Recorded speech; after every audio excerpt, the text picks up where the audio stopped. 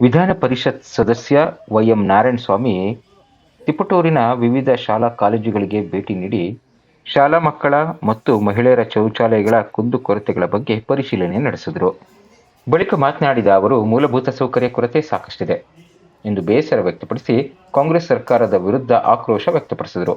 ಕಾಂಗ್ರೆಸ್ ಸರ್ಕಾರ 5 ಗ್ಯಾರಂಟಿಗಳನ್ನು ನೀಡುವ ಭರದಲ್ಲಿ ಶಿಕ್ಷಣ ಕ್ಷೇತ್ರವನ್ನು ತುಂಬಾ ಕಡೆಗಣಿಸಿದೆ.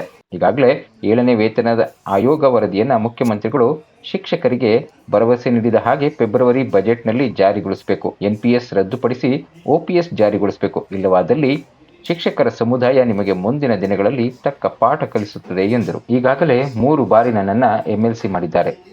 ಮತ್ತೆ 4ನೇ ಬಾರಿಗೆ MLC ಮಾಡಲು ಎಲ್ಲಾ ಶಿಕ್ಷಕರು ಸಿದ್ಧರಿದ್ದಾರೆ ಎಂದು ವಿಶ್ವಾಸ ವ್ಯಕ್ತಪಡಿಸಿದರು. ಶಾಲಾ ಕಾಲೇಜುಗಳಿಗೆ ಭೇಟಿ ಕೊಟ್ಟು ಶಿಕ್ಷಕರ ಮತ್ತು ವಿದ್ಯಾರ್ಥಿಗಳ ಕುಂದುಕೊರತೆ ಆಲಿಸ್ತಾ ಇದ್ದೇನೆ.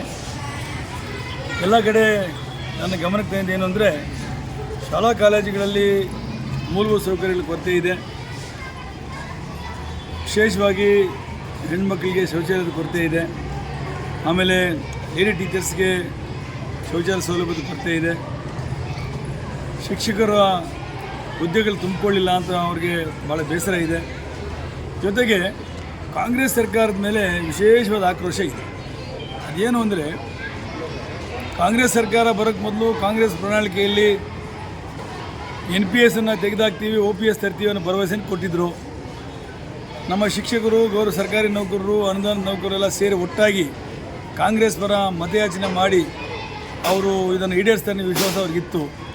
ಆದರೆ ಸರ್ಕಾರ ಬಂದ ಮೇಲೆ ಸರ್ಕಾರದ ಆದ್ಯತೆ ಬೇರೆ ಆಯಿತು. 5 ಗ್ಯಾರಂಟಿಗಳು ಕೊಡಬೇಕು ಅನ್ನೋ ಇದರಲ್ಲಿ ಇಡೀ ಶಿಕ್ಷಕ ಸಮುದಾಯವನ್ನು ಕಡೆಗಣಿಸಿದೆ. ಶಿಕ್ಷಣ ಇಲಾಖೆಗೆ ಜಾಸ್ತಿ ಒತ್ತು ಕೊಡ್ತಾ ಇಲ್ಲ. ಶಿಕ್ಷಣ ಇಲಾಖೆಯಲ್ಲಿರೋ ಸಮಸ್ಯೆಗೆ ಪರಿಹಾರ ಮಾಡ್ತಾ ಇಲ್ಲ ಅನ್ನೋ ಆಕ್ರೋಶ ಶಿಕ್ಷಕ ಸಮುದಾಯದಲ್ಲಿ ಬೇರೂರಿದೆ. ನಾನು ಸರ್ಕಾರಕ್ಕೆ ವಿಧಾನ ಪರಿಷತ್ನಲ್ಲಿ ಮಾನ್ಯ ಮುಖ್ಯಮಂತ್ರಿಗಳಿಗೆ ನೇರವಾಗಿ ಪ್ರಶ್ನೆ ಕೇಳೋದ್ರ ಮುಖಾಂತರ 7ನೇ ವೇತನ ಆಯೋಗದ ವರದಿಯನ್ನು ಶೀಘ್ರವೇ ಜಾರಿಗೊಳಿಸಬೇಕು ಅನ್ನುವ ಮಾತನ್ನು ಮುಂದೆ ಇಟ್ಕೊಂಡು ಧರಣಿ ಮಾಡಿದ್ವಿ.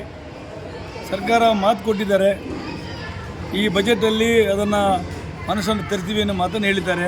ನಾನು ಇವತ್ತು ಆಗ್ರಹ ಮಾಡ್ತಾ ಇದ್ದೇನೆ. ಬಹಳ ದೊಡ್ಡ ನಿರೀಕ್ಷೆ ಶಿಕ್ಷಕ ಮತ್ತು ಸರ್ಕಾರಿ ನೌಕರರ ವಲಯದಲ್ಲಿದೆ. 7ನೇ ವೇತನ ಆಯೋಗದ ವರದಿಯನ್ನು ಫೆಬ್ರವರಿಯಲ್ಲಿ ತಾವು ಮಂಡಿಸಲಿರುವಂಥ ಬಜೆಟ್ನಲ್ಲಿ ಅಳವಡಿಸಿ ಜಾರಿಗೆ ತರಬೇಕು ಅನ್ನೋ ಆಗ್ರಹವನ್ನು ಮಾಡ್ತಾ ಇದ್ದೇನೆ. NPSನ್ನು ತೆಗಿಬೇಕು, OPS ತರಬೇಕು ಅಂತ ತಮ್ಮ ಭರವಸೆ ಏನಿದೆ ಆ ಭರವಸೆಗೆ ತಾವು ಬದ್ಧರಾಗಿರಬೇಕು. ಆ ಸಂಬಂಧ ಚಟುವಟಿಕೆ ಪ್ರಾರಂಭ ಮಾಡಬೇಕು. NPS ತೆಗೆದೇ ಹೋದರೆ ಸರ್ಕಾರಿ ನೌಕರರಿಗೆ, ಅನುದಾನಿತ ನೌಕರರಿಗೆ ಉಳಿಗಾಲ ಇಲ್ಲ. ಪೆನ್ಷನ್ ಇಲ್ದಿರ ಅವ್ರ ಮನೆಗೆ ಹೋಗುವಂಥ ಕಾಲ ಬಂದಿದೆ ಅನ್ನೋ ಮಾತನ್ನು ಹೇಳಿ ನೌಕರ ಸಮುದಾಯ ನಿಮಗೆ ಶಾಪ ಹಾಕುತ್ತೆ ಅನ್ನೋ ಮಾತನ್ನು ಹೇಳಿಕ್ಕೆ ಇಷ್ಟಪಡ್ತಾ ಇದ್ದೇನೆ.